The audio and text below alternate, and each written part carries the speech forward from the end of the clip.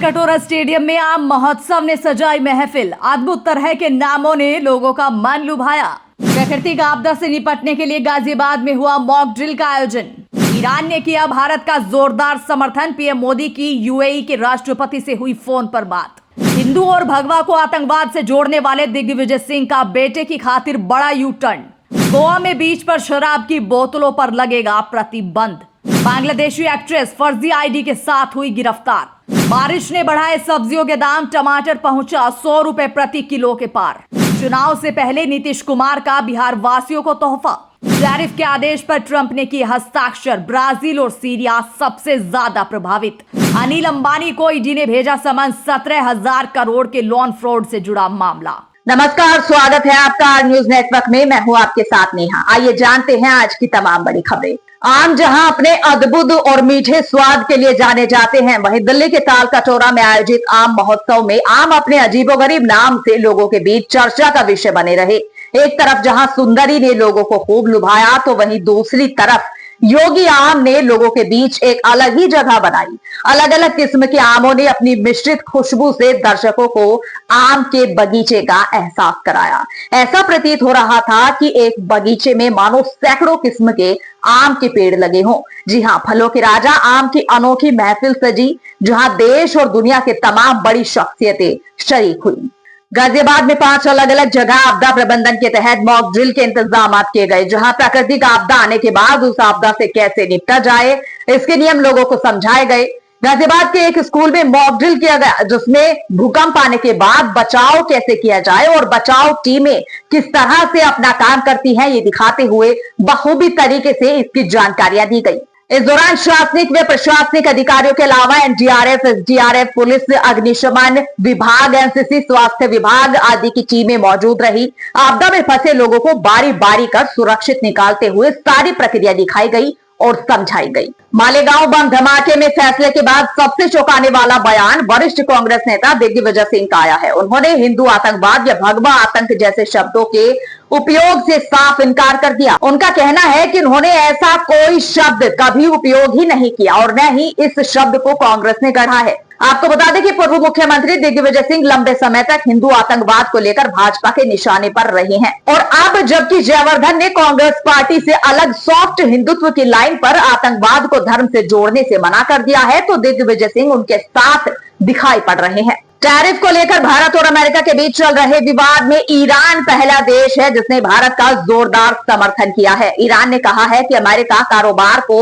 हथियार के तौर पर इस्तेमाल कर रहा है। अमेरिकी राष्ट्रपति की तरफ से भारत पर मनमाने तरीके से शुल्क लगाए जाने का हवाला देते हुए ईरान ने यह भी कहा कि आर्थिक साम्राज्यवाद के खिलाफ नई व्यवस्था बनाने व विकासशील देशों के बीच मजबूत गठबंधन की जरूरत है। इसके साथ ही प्रधानमंत्री नरेंद्र मोदी ने यूएई के राष्ट्रपति मोहम्मद बिन जायद अल नहयान से फोन पर बात की। उन्होंने दोनों देशों के बीच सहयोग को और मजबूत करने पर जोर दिया ताकि दोनों देशों के लोगों का साझा लाभ हो सके।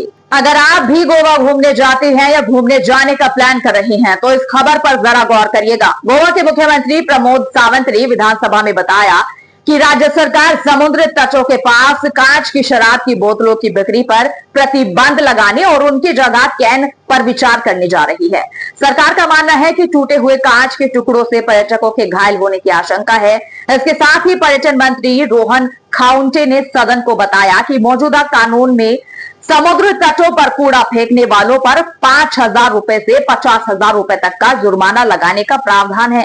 उन्होंने बताया कि मौजूदा कानून के तहत कूड़ा फेंकना उपद्रव की श्रेणी में आता है। बांग्लादेश की अभिनेत्री शांता पोल को कोलकाता पुलिस ने गिरफ्तार किया है और उन पर आरोप है कि वे फर्जी दस्तावेजों के साथ भारत में रह रही थी। शांता पोल बांग्लादेश के 22 साल की रहने वाली हैं और पिछले कुछ सालों से कोलकाता में ही रह रही थी।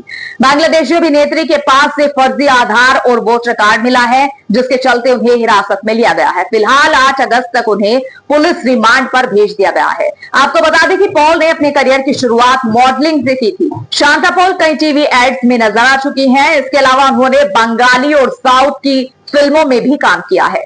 बारिश के कारण सब्जियों के भाव बढ़ गए हैं। 4 दिन पहले तक 60 रुपए प्रति किलोग्राम के भाव बिकने वाला टमाटर 100 रुपए प्रति किलोग्राम तक पहुंच गया है और कई जगह तो 100 से ज्यादा भी टमाटर के भाव देखने को मिल रहे हैं। वहीं परवल भी 40 से बढ़कर 80 रुपए प्रति किलोग्राम पहुंच गया है। एक सप्ताह पहले तक भी लोगों को राहत देने वाली हरी सब्जियों के भाव में तेजी आने से एक बार फिर लोगों की जेब पर असर डालना शुरू कर दिया है। इसी तरह लौकी, करेला आदि सब्जियां भी काफी महंगी हो गई हैं। सब्जी विक्रेताओं का कहना है कि वर्षा के कारण खेत में पानी लग जाने और मंडी में अचानक आवक में कमी आने से भावों में तेजी आई है। बिहार के सीएम नीतीश कुमार ने एक बार फिर बिहार वासियों को बड़ी सौगात दी है। आपको बता दें कि मुख्यमंत्री ने मानदेय में वृद्धि कर दी है। अब बिहार वासियों को 2 गुना मानदेय मिलेगा।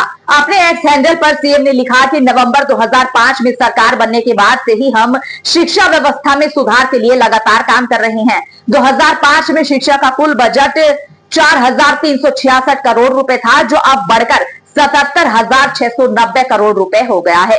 शिक्षा व्यवस्था को सुदृढ़ बनाने में रसोइयों, गार्ड और शारीरिक शिक्षा एवं स्वास्थ्य अनुदेशकों ने महत्वपूर्ण भूमिका निभाई है।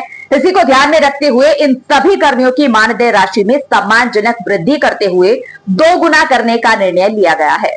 रिलायंस समूह के चेयरमैन अनिल अंबानी की मुश्किलें बढ़ती दिख रही हैं। आपको बता दें कि प्रवर्तन निदेशालय ने 17,000 करोड़ के लोन फ्रॉड केस की चल रही जांच के सिलसिले में पूछताछ के लिए तलब किया है। अनिल अंबानी को आगामी 5 अगस्त को ईडी के सामने पेश होना होगा, जहां उनसे इस केस से जुड़े मामलों में पूछताछ की जाएगी। जानकारी के अनुसार अंबानी को दिल्ली स्थित ईडी मुख्यालय में पेश होने के लिए कहा गया है। अमेरिका के राष्ट्रपति डोनाल्ड ट्रंप ने हाल ही में भारत पर 25% रेसिप्रोकल टैरिफ लगाने का ऐलान किया है। वहीं अब ट्रंप ने दर्जनों देशों पर 10% से लेकर 41% तक के नए रेसिप्रोकल टैरिफ लगाने के आदेश पर हस्ताक्षर कर दिए हैं। बताया जा रहा है कि आने वाले 7 दिनों में ये नए टैरिफ सभी देशों पर लागू हो जाएंगे। अमेरिकी राष्ट्रपति के इस ऐलान के बाद भारत पर भी इसका गहरा असर देखने को मिल सकता है। हालांकि भारत ने साफ कहा है कि राष्ट्रहित से कोई समझौता नहीं किया जाएगा। 69 अन्य देशों पर ट्रंप ने भारी टैरिफ थोपा है, जिनमें ताइवान, दक्षिण अफ्रीका भी शामिल है, जबकि ब्राजील और सीरिया तो सबसे ज्यादा प्रभावित है।